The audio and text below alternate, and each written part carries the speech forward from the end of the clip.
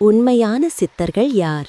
பித்தம் பிடித்தவர்களா அல்லது பரம்பொருளை அடைந்தவர்களா? வணக்கம். சித்தர் என்றால் யார்? அவர்கள் மனிதர்களா அல்லது பரம்பொருளின் வடிவமா? இன்று நாம் இந்த கேள்விக்கான உண்மையான பதிலை ஆன்மீக ரீதியாக அறிந்து கொள்வோம். 1. சித்தர் என்றால் என்ன? சித்தர் என்ற சொல் சித்தி பெற்றவர் என்பதிலிருந்து வந்தது. அதாவது தெய்வீக ஞானம், ஆன்மீக சக்தி, தன்னறிவு ஆகிய மூன்றையும் பெற்றவரே சித்தர். அவர்கள் சாதாரண மனிதர்கள் அல்ல. அவர்களுக்கு சித்தி, அதாவது ஆற்றல், தெய்வீக சக்தி இயற்கையாகவே பிறந்த பின் அல்லது தியானத்தின் மூலம் வெளிப்படும். அவர்கள் தங்கள் உடல் உணர்வை தாண்டி நான் உடல் அல்ல, நான் ஆன்மா என்ற நிலைக்கு சென்றவர்கள். இந்த நிலையில்தான் ஒருவரை சித்தர் என்று அழைக்கப்படுகிறது. 2. சித்தர்களின் வரலாறு. தமிழகத்தில் சித்த மரபு மிக பழமையானது. அகத்தியர், திருமூலர், போகரர், கொங்கணவர், கருவூரர், ராமதேவர், ஐயா சுந்தரமூர்த்தி போன்ற பலர் உலக மனிதகுலத்தின் நன்மைக்காக ஜீவனேற்றம் செய்தவர்கள்.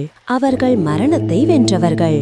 அவர்களின் உடல் பிராண வடிவமாகவே மாறி இன்றும் சிலர் கண்ணுக்கு தெரியாமல் சுற்றி மக்களுக்கு உதவி செய்கிறார்கள் என்று நம்பப்படுகிறது. அதனால்தான் அவர்கள் அமரர்கள் என்றும் அழைக்கப்படுகிறார்கள். 3. சித்தர்களின் மகிமை.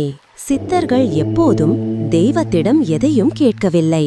அவர்கள் கேட்டது ஒரே ஒன்று, என்னை நீயே ஆக்கு. அதாவது அவர்கள் தெய்வத்துடன் ஒன்றாகிவிட்டார்கள். அவர்களின் வாழ்வின் நோக்கம் மனிதன் உண்மையை அறிந்து மாயையை தாண்டி வாழ வேண்டும் என்பதுதான். அதனால்தான் அவர்கள் மருந்து, மந்திரம், யோகம், தியானம் எல்லாவற்றிலும் ஆழ்ந்த அறிவை பெற்றவர்கள். அவர்களின் பாடல்கள், போதனைகள் இன்று வரை நமக்கு வழிகாட்டியாக இருக்கின்றன. 4. அப்போ பித்தம் பிடித்தவர்களையும் ஏன் சித்தர் என்று சொல்கிறோம்? இது மிகவும் ஆழமான ரகசியம். சில சமயங்களில் ஆன்மீக உணர்வு மிகுந்தவர்கள் உலக விஷயங்களிலிருந்து முழுமையாக விலகிவிடுவார்கள். அவர்கள் சொல்லும் வார்த்தைகள், செய்யும் செயல்கள் பொது மனிதனுக்கு புரியாது போனால் அவரை பித்தன் என்று சமூகம்தான் கூறுகிறது.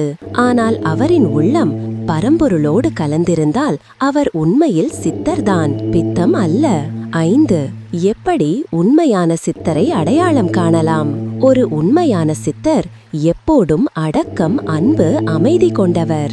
அவரிடம் அடங்காத ஆணவம், பொறாமை, கோபம் இருக்காது.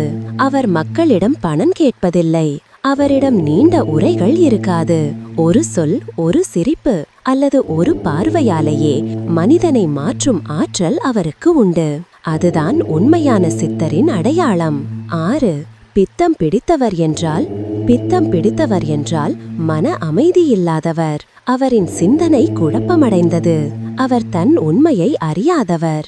ஆனால் சித்தர் தன் உண்மையை அறிந்தவர். அவர் மனத்தை கடந்துவிட்டவர். இருவரின் தோற்றம் ஒரே மாதிரியாக இருந்தாலும் அவர்களின் உள்ளம் வித்தியாசமானது. 7. சித்தர்களின் உபதேசம் இன்று எதற்காக முக்கியம்? இன்றைய உலகம் வேகமாக ஓடிக்கொண்டிருக்கிறது, ஆனால் அமைதி இல்லாதது. சித்தர்கள் சொல்வது அமைதி வெளியே இல்லை, உள்ளேதான். அதனால்தான் அவர்கள் வழி தியானம், யோகம், தன்னறிவு. அதுதான் நமக்கான நவீன மருந்து. 8. முடிவு. சித்தர்கள் பித்தர்கள் அல்ல. அவர்கள் மனிதரின் உச்ச நிலைக்கு சென்ற பரம்பொருளின் பிரதிபலிப்புகள்.